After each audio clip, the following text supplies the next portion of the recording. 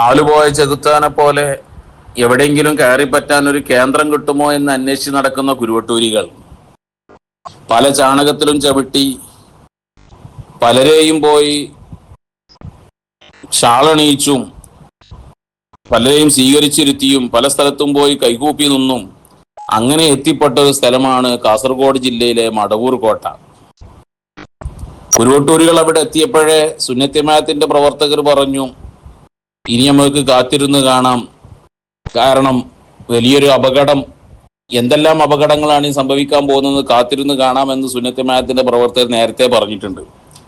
അതിനുള്ള കാരണം ഈ മടവൂർ കോട്ടയിലെ തങ്ങളുമായിട്ട്, തങ്ങൾ എന്ന് പറയുന്ന വ്യക്തിയുമായിട്ട് കുറെ മുമ്പ് നമ്മുടെ പ്രസ്ഥാനത്തിലുള്ള പല ആളുകളും അദ്ദേഹവുമായി ബന്ധമുണ്ടായിരുന്നെങ്കിലും കുറച്ചു കാലമായി അദ്ദേഹത്തിന്റെ പ്രവർത്തനങ്ങളും അദ്ദേഹത്തിന്റെ സംസാരങ്ങളൊക്കെ പല നിലക്കും സുന്നത്യമായത്തിന് യോജിക്കാത്തതും മറ്റുമൊക്കെ ആയപ്പോൾ അദ്ദേഹവുമായി വിട്ടു നിൽക്കുകയാണ്.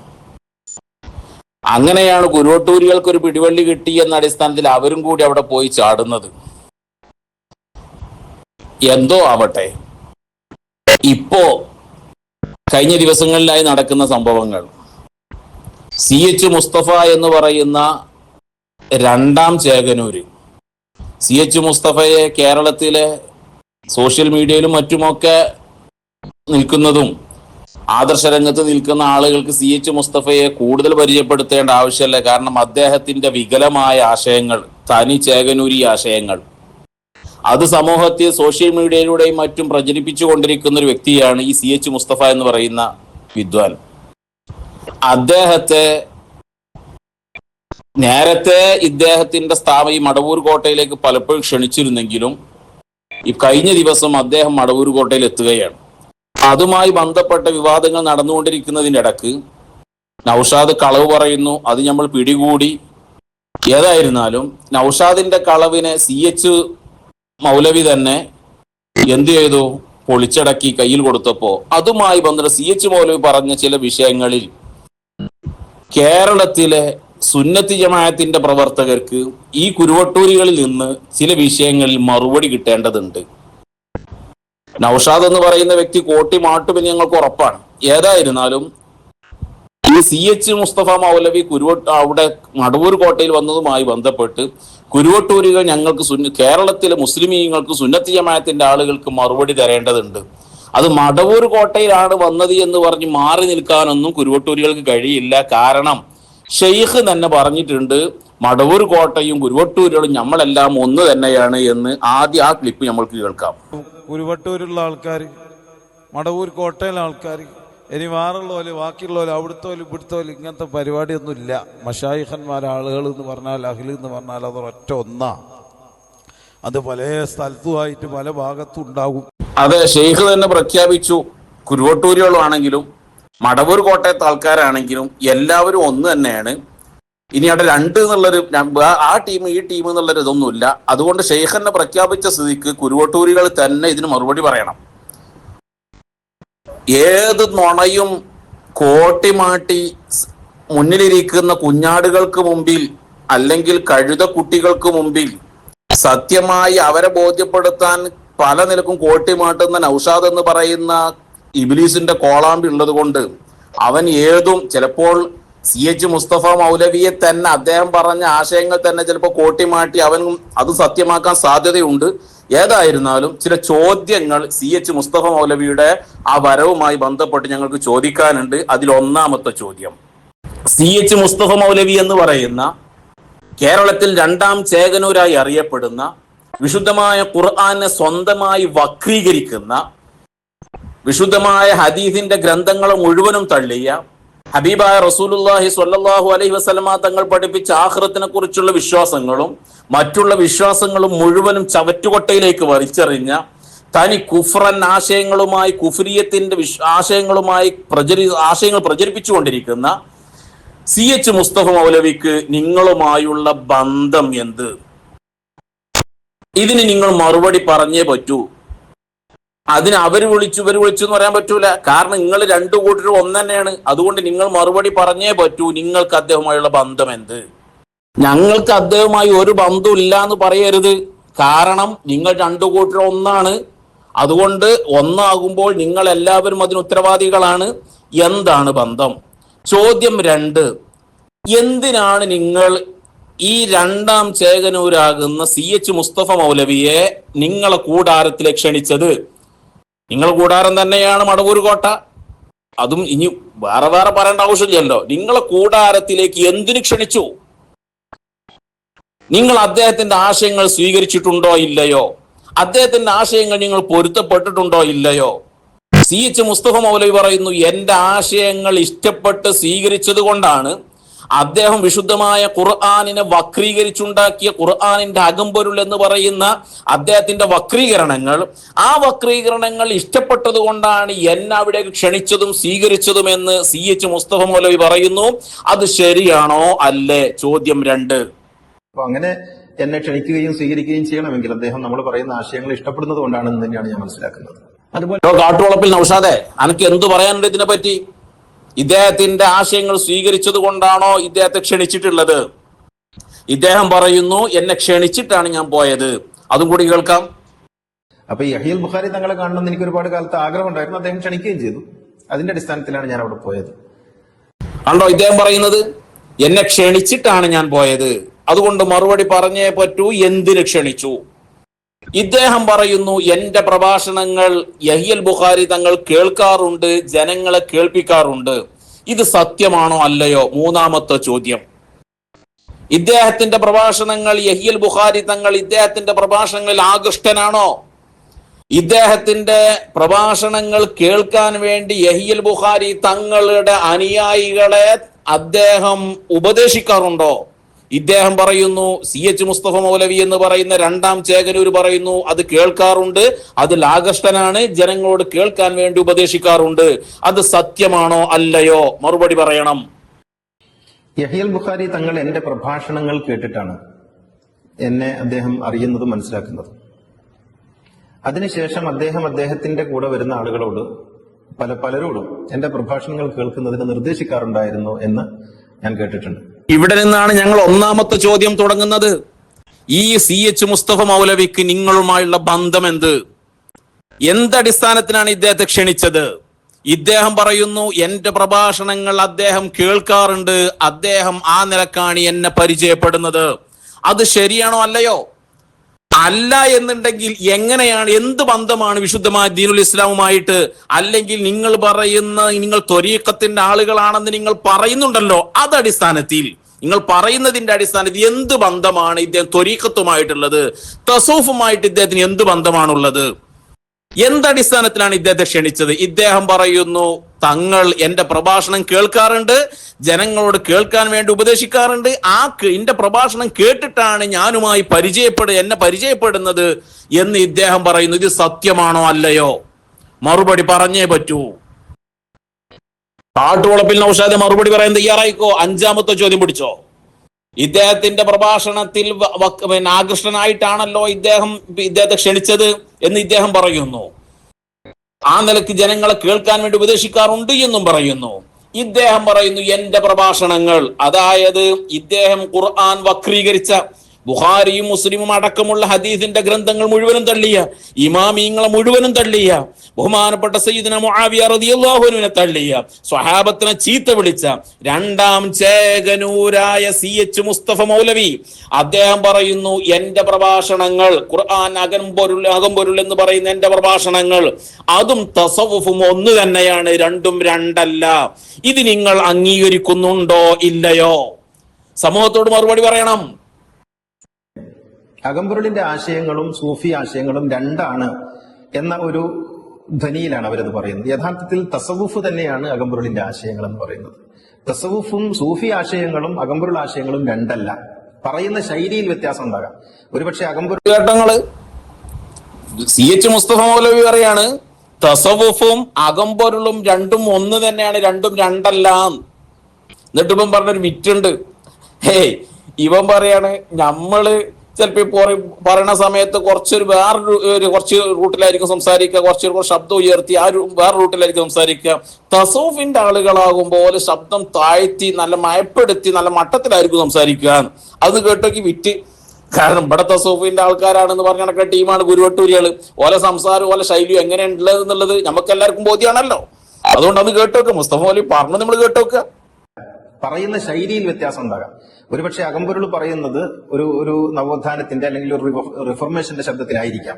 സൂഫി കേന്ദ്രങ്ങൾ പറയുന്ന ഒരു ആധ്യാത്മികതയുടെ ഭാവത്തിലായിരിക്കാം. അത് വളരെ പതുക്കെയായിരിക്കാം, നമ്മൾ കുറച്ച് ഉറക്കെയായിരിക്കാം പറയുന്നത്. അതുകൊണ്ട് തന്നെ ഭാഷയിലും ശൈലിയിലും വ്യത്യാസമുണ്ട് എന്നല്ലാതെ അകമ്പൊരുൾ ആശയങ്ങളും തസൂഫിന്റെ ആശയങ്ങളും ഒന്ന് തന്നെയാണ്.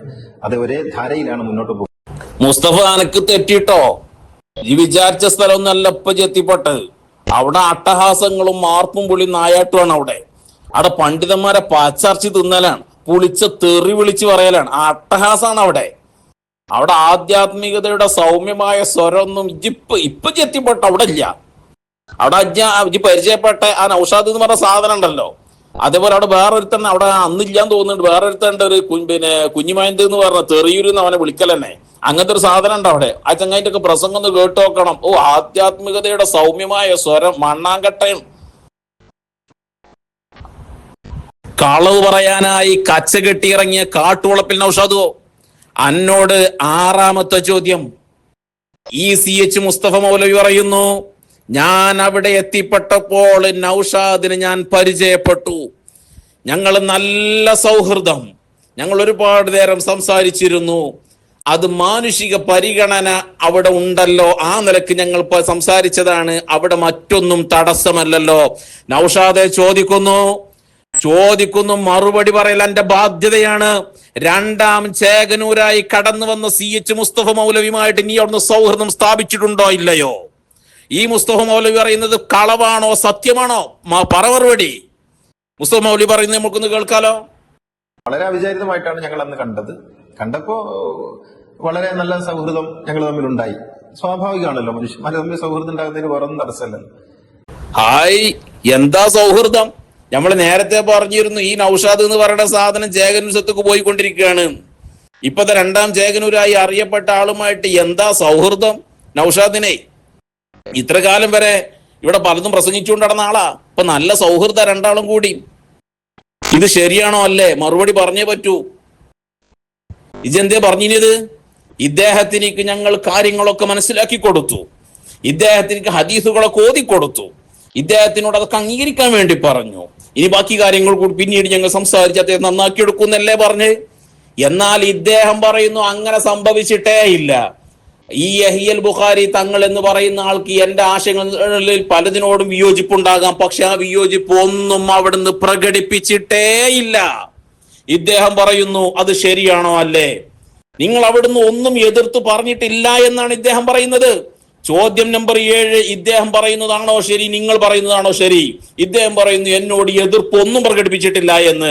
കേൾക്കാൻ നമുക്ക്. നമ്മൾ പറയുന്ന കാര്യങ്ങൾ പലതിനോടും വിയോജിക്കുന്നുണ്ടാവാം, പക്ഷെ അത് പ്രകടിപ്പിച്ചിട്ടില്ല അവിടെ. നൗഷാദെ, അന്നത പൊളിച്ച് കൈ തരണേ. അദ്ദേഹത്തിന് പലതിനോടും എന്നോട് യോജിക്കുന്നുണ്ട്, പലതിനോടും വിയോജിക്കുന്നുണ്ടാവാം, പക്ഷെ അത് എവിടെയും പ്രകടിപ്പിച്ചിട്ടില്ല. ചോദ്യം നമ്പർ 6, ഇദ്ദേഹത്തെ നിങ്ങൾ അവിടെ നിന്ന് ഇദ്ദേഹത്തിന്റെ തെറ്റ് തിരുത്തി കൊടുത്തു, ഹദീസുകൾ ഓതിയിട്ട് ഇതൊക്കെ അംഗീകരിക്കണമെന്ന് പറഞ്ഞു എന്ന് നിങ്ങൾ പറയുന്നുണ്ട്. ഇദ്ദേഹം അതൊക്കെ അംഗീകരിച്ചു എന്നും പറയുന്നുണ്ട്. അത് നിങ്ങൾ പറയുന്നതാണോ കളവ്? അല്ല, ഇദ്ദേഹം പറയുന്നു എന്നെ ഒന്നും എതിർത്തിട്ടില്ല എന്ന് ഇദ്ദേഹം പറയുന്നതാണോ കളവ്? ഏതാ സത്യം, ഏതാ കളവ്? പറ മറുപടി. നൗഷാദെ, ഇജും ഏതായാലും ഒക്കെ വെളുപ്പിക്കാൻ വേണ്ടി ഇറങ്ങുമല്ലോ. ഇറങ്ങണ സമയത്ത് 7ാമത്തെ ചോദ്യം പിടിച്ചോ. ബഹുമാനപ്പെട്ട സയ്യിദുന മുആവിയ റളിയല്ലാഹു അൻഹുവിനെ പച്ചക്ക് ചീത്ത വിളിക്കുന്നയാളാണ് CH മുസ്തഫ മൗലവി. ഈ CH മുസ്തഫ മൗലവി പറയാണ്, മുആവിയ റളിയല്ലാഹു അൻഹുവിന്റെ വിഷയത്തിൽ എന്റെ അതേ ആശയാണ് മടവൂർ കോട്ടയിലെ യഹിയൽ ബുഖാരി തങ്ങൾക്കും. അത് ശരിയാണോ അല്ലേ? ഞങ്ങൾക്ക് അറിയേണ്ടതുണ്ട്, സമൂഹത്തിന് അറിയേണ്ടതുണ്ട്. ബഹുമാനപ്പെട്ട സയ്യിദുന മുആവിയ റളിയല്ലാഹു അൻഹു ചീത്ത വിളിക്കുന്നയാളാണ്. മുആവിയ റളിയല്ലാഹു അൻഹു സ്വഹാബിയല്ല എന്ന് പറയുന്നയാളാണ്. മടവൂർ കോട്ടയിലെ യഹിയൽ ബുഖാരി തങ്ങളെന്ന് ഈ CH മുസ്തഫ മൗലവി പ്രസംഗിക്കുന്നു, പറയുന്നു. അത് ശരിയാണോ അല്ലേ? മറുപടി പറഞ്ഞേ പറ്റൂ. മുസ്തഫ മൗലവി പറയുന്നത് നമുക്കൊന്ന് കേൾക്കാലോ. എന്ന് മാത്രമല്ല, ചരിത്രപരമായി ഇസ്ലാമിക ചരിത്രവുമായി ബന്ധപ്പെട്ട അദ്ദേഹത്തിന്റെ കാഴ്ചപ്പാട് അകമ്പൊരുളിന്റെ കാഴ്ചപ്പാടുകളോട് 100% യോജിക്കുന്നതാണ്.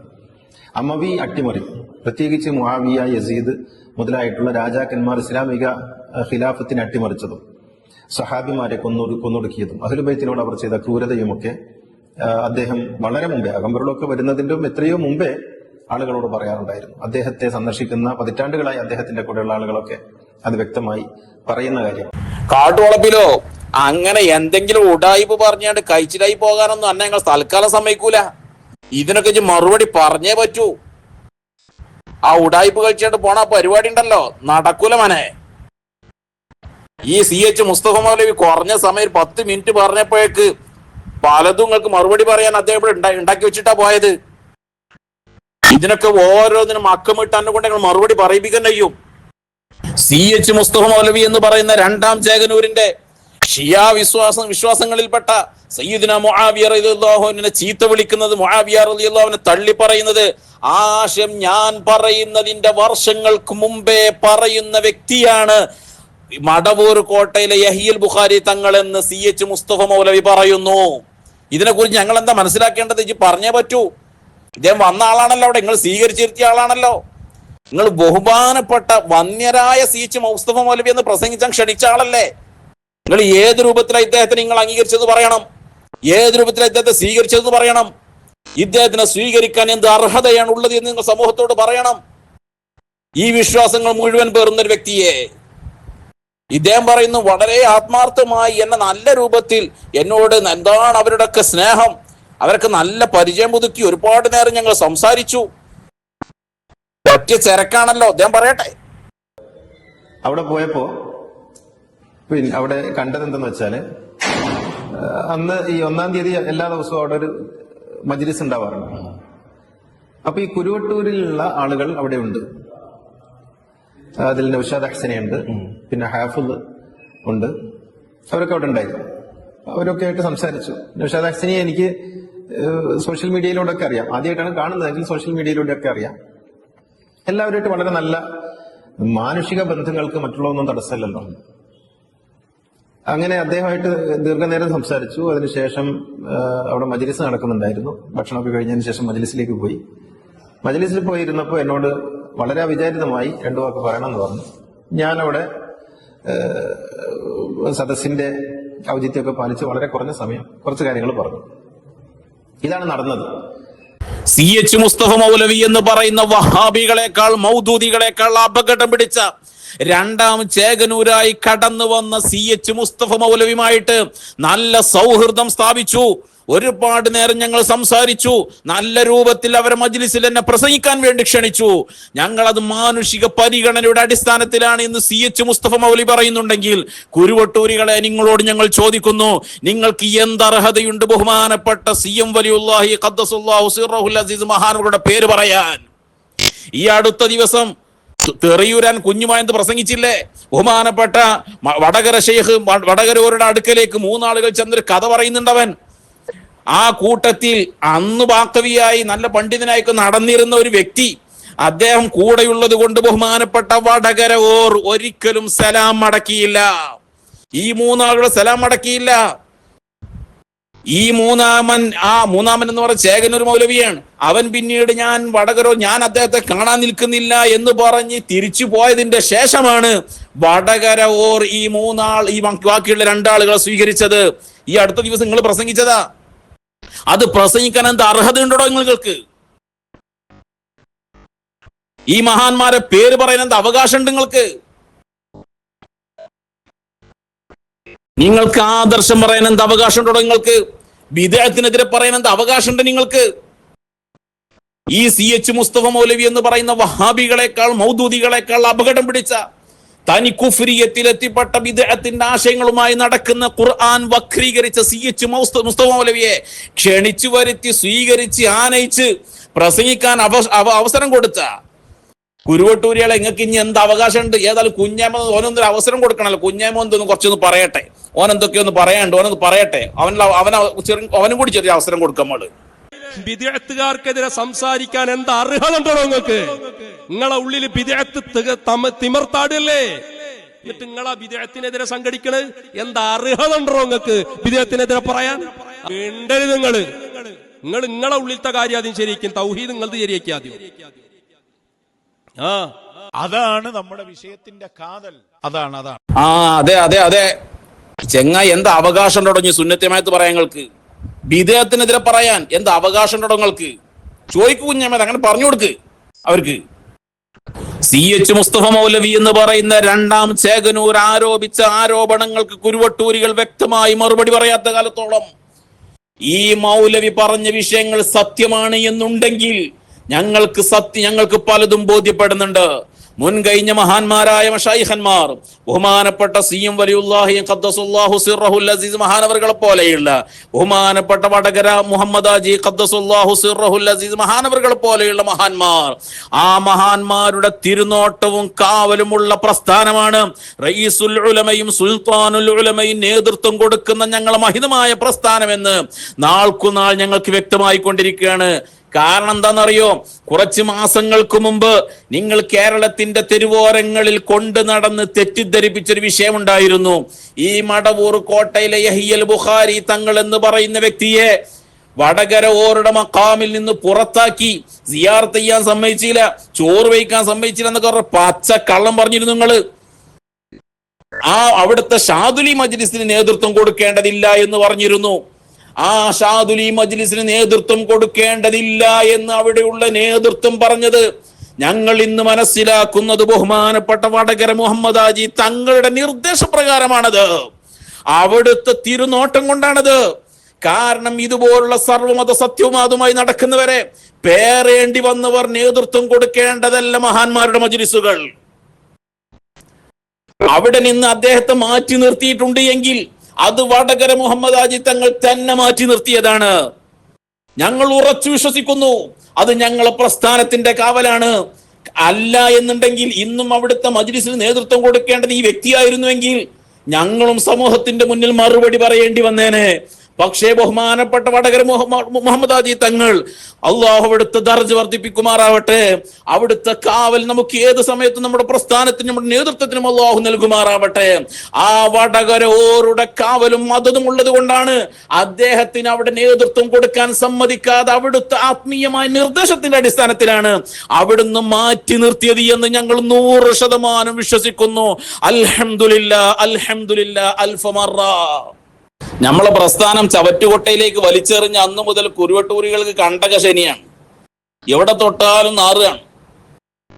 പക്ഷെ ഒരു 1-2 കുറച്ചു കാലമായിട്ട് കുരുവട്ടൂരിയുടെ ആകെ പറ്റ നാറി, പൊട്ടൻ കാഷ്ടം തൊട്ട മാതിരി ആകെ നാറിക്കൊണ്ടിരിക്കേണ്ട ഒരു അവസ്ഥയെ കാണുന്നത്. എന്നു മുതൽ ഇവൻ പറഞ്ഞിരുന്നു, ഇവരെ വലിയ അപ്പോസ്തലൻ, ഈ ഇബ്ലീസ് ത്വരീഖത്തിന്റെ വലിയ അപ്പോസ്തലൻ അടുത്ത ഷവ്വാൽ ഒരു 1.5 ഷവ്വാലാണ് ആ കിടക്കുന്ന ഗിണ്ടിമ്പോളിലും ഗ്ലോബൽ സിറ്റി വില്ലേജിൽ. അന്ന് മുതൽ നമ്മൾ കാണാൻ തുടങ്ങിയ 1.5 ഷവ്വാല്. പിന്നെ അവിടുന്ന് ഇങ്ങോട്ട് മുഴുവനും ഇതുവരെ ഈ പൊട്ടം കാഷ്ടം തൊട്ട മാതിരി ഒക്കെ നാറുകയാണ് കുരുവട്ടൂരികൾ. തുടർന്ന് മുഴുവനും നാറിക്കൊണ്ടിരിക്കുക. ആകെ വഷളത്തിൽ ഇബ്ലീസിനെ നന്നാക്കാൻ നോക്കി ആകെ വഷളായി ആകെ നാറിക്കൊണ്ടിരിക്കുകയാണ്. ഏതായിരുന്നാലും അതിനെക്കുറിച്ച് നമ്മളാണെന്ന് തോന്നുന്നുണ്ട്. നമ്മളെ കുഞ്ഞുമായന്തിന് എന്തോന്ന് പറയാണ്ട് അതും കൂടി കേട്ടുകാണ്ട് നമ്മൾക്ക് എന്താ ചെയ്യാ, ഇതിവിടെ അവസാനിപ്പിക്കാം. നിങ്ങൾ കുടുങ്ങി, നിങ്ങൾ ചെറിയ കുടിക്കലെന്നല്ല പെട്ടിട്ടുള്ളൂ, നിങ്ങൾ കുഞ്ഞിരായും കുടിക്കലാ കുടുങ്ങി. നിങ്ങൾക്ക് ഇനി മേപ്പെട്ടക്കും പറ്റൂല, താഴത്തേക്കും പോലെ നിങ്ങൾ കുടുങ്ങണ്ട സ്ഥലത്ത് നിങ്ങളെ കുടുങ്ങേണ്ട സാധനം കുടുങ്ങിയിട്ടുണ്ട്. ഇപ്പൊ നിങ്ങൾ ഇടങ്ങറായിട്ട് നിൽക്കുക. ഇപ്പൊ നിങ്ങളെ ഇടങ്ങറില്ല. ഔലും കഞ്ഞിയിലപ്പങ്ങളുണ്ട്, ഒരു രക്ഷ ഇങ്ങക്കില്ല. ആ കുഞ്ഞിരായും കൊടുക്കുന്ന അതിലല്ലേ ഇപ്പങ്ങളുള്ളത്. എന്താ ഇപ്പോഴത്തെ പുതിയ വിശേഷം? സുബ്ഹാന ജല്ല ജലാലു പൂതിയണ്ട് തീർന്നില്ല ഇപ്പൊ നിങ്ങക്ക്. ഇത് എല്ലാം കൂടിയിട്ട് കണക്കിന് കിട്ടിയ സമയം 2026. അതൊരു 1.5 2026. അത് പറഞ്ഞില്ല നിങ്ങൾക്ക് അന്നത്തെ ചൊവ്വാല് മുതൽ കുടുങ്ങിക്കണ്. നിങ്ങൾക്ക് ഇങ്ങളെ ഗതികേടിന്റെ ഔലും കഞ്ഞി ആരംഭിച്ചിക്കണ അന്ന് മുതല് ഹാഫിളായിട്ട് ലക്ഷണം കെട്ടോന്റെ നാവിന്ന് എന്നാണോ മുഴങ്ങിയത് അന്ന് മുതൽ നിങ്ങളെ കഥ കഴിഞ്ഞു. ഇപ്പൊ എന്തായി? ഇപ്പൊ എവിടെ എത്തിക്കണ്? ഇത് ചട്ടിയും കുടിക്കും പാത്രവും വിക്കാസും കൈക്കോട്ടും നൂലും എല്ലാം കൂടി ഏറ്റു പോയി കണ്ട് നടത്തുന്ന പരിപാടിയല്ല. അതല്ല, ഇത് കുരുവട്ടൂരിലെ ആലയത്ത് വെച്ച് നടത്തിയ പരിപാടിയാ. അപ്പൊ നമ്മളോട് പറഞ്ഞതല്ല. ഇതെന്താണ്? ഇത് അവിടെ കൊടുക്കണ കുരുവട്ടൂരികളോട് പറഞ്ഞതാണ്. ആ അപ്പോസ്തലുണ്ടല്ലോ ഷെയ്ഖ് അടക്കം, അതേപോലെ മറ്റേ കാട്ടുവളപ്പില്, അങ്ങനെ തുടങ്ങിയ കുറച്ച് ചൈത്താൻകൂട്ടികളും ആ കൈതക്കൂട്ടികളും ഒക്കെ പാടുണ്ടല്ലോ അവിടെ. കൈതകൾ നമ്മൾ പറഞ്ഞാൽ ബലി വരുന്നതാണ്. ഏതായിരുന്നാലും അതൊക്കെ പാടുണ്ടല്ലോ അവിടെ. ഐറ്റിങ്ങൾ നോക്കിയിട്ട് കുഞ്ഞമായത് പറഞ്ഞ വാക്കുകളാണിത്. ഇതൊരിക്കലും നമ്മളായിട്ട് ബന്ധപ്പെട്ടതല്ല. അതുകൊണ്ട് അത് നിങ്ങൾ തന്നെ എടുത്തോളൂ. ഈ കുഞ്ഞുമായത് ഐറ്റിങ്ങളെ മുഖത്ത് നോക്കി പറഞ്ഞ പ്രസംഗം ആയതുകൊണ്ട് അവിടേക്ക് തന്നെ മടക്കുന്നു. വാഹിർ ദഅവാന അനിൽ ഹംദുലില്ലാഹി റബ്ബിൽ ആലമീൻ. അസ്സലാമു അലൈക്കും വറഹ്മത്തുള്ളാഹി.